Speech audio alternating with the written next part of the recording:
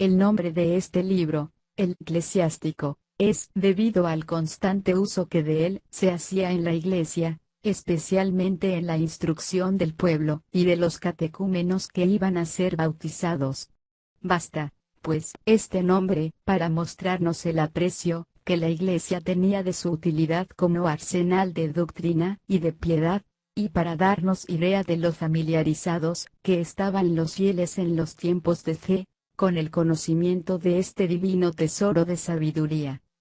El nombre del libro de Jesús, hijo de Sirac, o sabiduría de Sirac, le viene de su autor Jesús, Josué, descendiente de un cierto Sirac, 50-29, que vivía en Palestina al comienzo del siglo II a.C.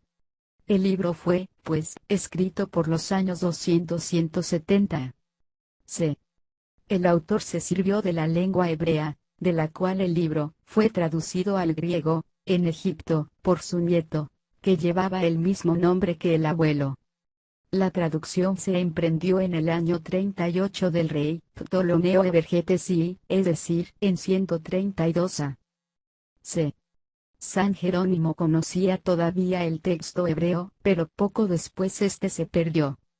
Recién en nuestros días, en 1896-1900, fue hallado en una sinagoga de El Cairo un manuscrito que contiene más de la mitad del texto hebreo. Ello muestra, por otra parte, que este libro deuterocanónico, aunque no forma parte del canon judío, fue tenido siempre en grande estima por Israel, cuyos maestros lo citan hasta hoy como fuente de su autoridad. Las diferencias textuales de las versiones antiguas son muy numerosas, y hemos procurado señalarlas brevemente en lo posible. El objeto del eclesiástico es enseñar la sabiduría, es decir, las reglas, para hallar la felicidad en la vida de amistad con Dios. De ahí que se le ha llamado tratado de ética a lo divino, es decir, expuesto no en forma sistemática sino con esa pedagogía sobrenatural que San Pablo llama mostrar el espíritu y la virtud de Dios, 1 Cor. 2, 4, siendo de notar que la palabra moral, del latín mores, costumbres, tan usada posteriormente, no figura en la Sagrada Escritura.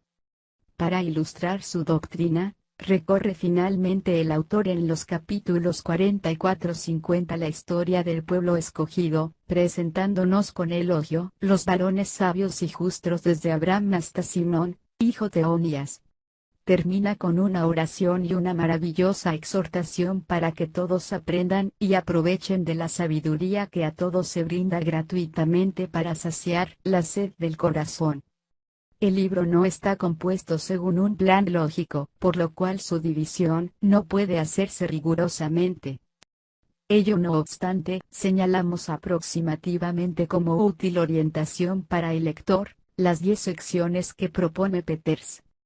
1, 4, 11, elogio de la sabiduría, deberes para con Dios, para con los padres, para con el prójimo, para con los pobres y oprimidos.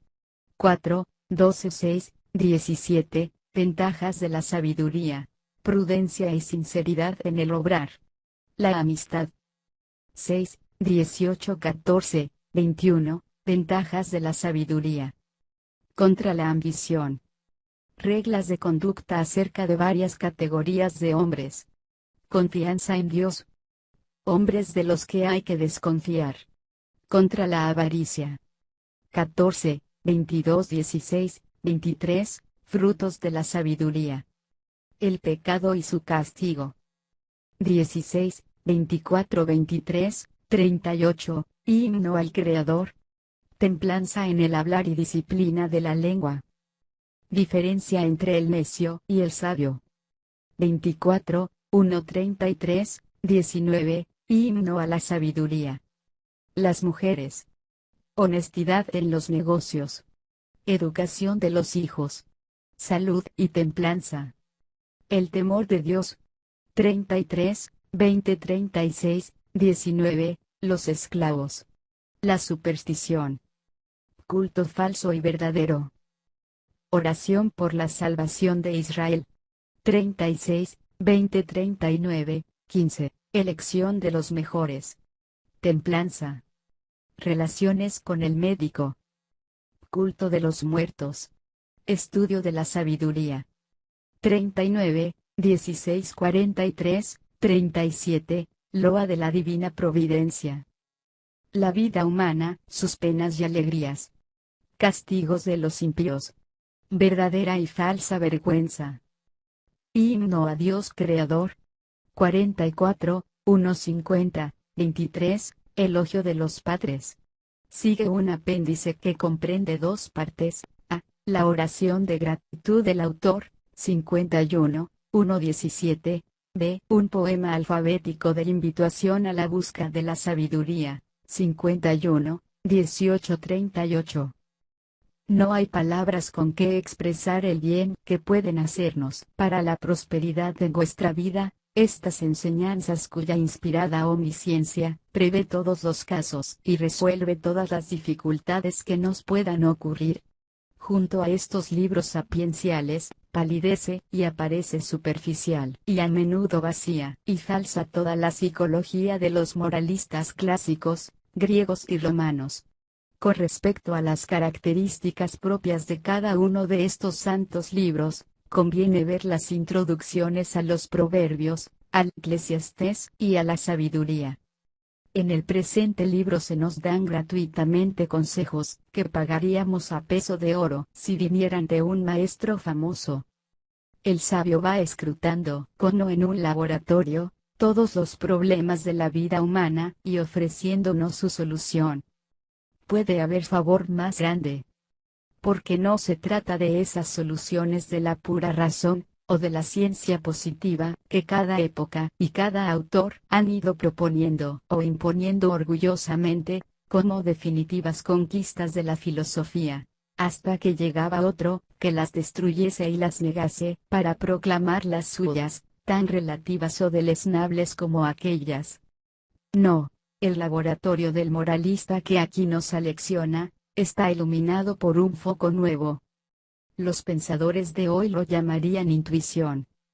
Para los felices creyentes, Lucas 1, 45, hay un hombre más claro, un hombre divino, el Espíritu Santo, que habló por los profetas, qui locutus est per profetas. La intuición, que ahora se propone como una fuga ante el fracaso del racionalismo, ¿qué puede ser sino un modo disimulado de admitir que Dios obra en nosotros, por encima de nosotros, y sin necesidad de nosotros, así como no nos necesitó para crearnos? ¿O acaso esa intuición, reconocida superior al raciocinio porque éste muchas veces es falaz y deformado por las pasiones, no sería sino un instinto puramente humano y biológico? En tal caso, habremos de reconocer a los animales, como los modelos del hombre en sabiduría, y a fe que bien podrían ser nuestros maestros en cuanto se refiere a la ordenación de sus apetitos, que en el hombre están en rebeldía. Si vuestro ideal en cuanto a espíritu se contenta con tal instinto de intuición, es que los postcristianos de hoy están muy por debajo de la intuición del pagano Sócrates, que al menos reconocía en su interior el soplo de un demonio, en griego, espíritu, como agente de sus inspiraciones. En vano David nos lo advertía hace 3000 años, hablando por su boca el mismo Dios: yo te daré la inteligencia. Yo te enseñaré el camino que debes seguir. No queráis haceros semejantes al caballo y al mulo, los cuales no tienen entendimiento. En vano, decimos, porque los hombres no aceptaron ese magisterio de vuestro Creador, y prefirieron el de las bestias, como lo expresa también otro salmo de los hijos de Coré, diciendo: el hombre, constituido en honor, no lo entendió. Se ha igualado a los insensatos jumentos y se ha hecho como uno de ellos. Estas reflexiones pueden servirnos como claroscuro para apreciar mejor, frente a nuestra triste indigencia propia, el tesoro de verdad, de enseñanzas, de soluciones infalibles, que la bondad de vuestro Padre Dios pone en vuestras manos con este libro, tan poco leído y meditado en los tiempos modernos. Agreguemos que esta sabiduría práctica del eclesiástico no es como un tónico o néctar de excepción, reservado solo para los que aspiran a lo exquisito. Es un alimento cotidiano, al que hemos de recurrir sistemáticamente los que vivimos en este siglo malo. Gal. 1, 4, los que creemos que San Juan no miente al decir que el mundo todo está poseído del maligno. 1 Juan 5, 19. Jesús confirma esto en forma tremendamente absoluta, diciendo que a ese Espíritu Santo, que enseña toda verdad, Juan 16, 13, porque es el Espíritu de la verdad, y vid. 14, 17, el mundo no lo puede recibir porque no lo ve, ni lo conoce, y vid.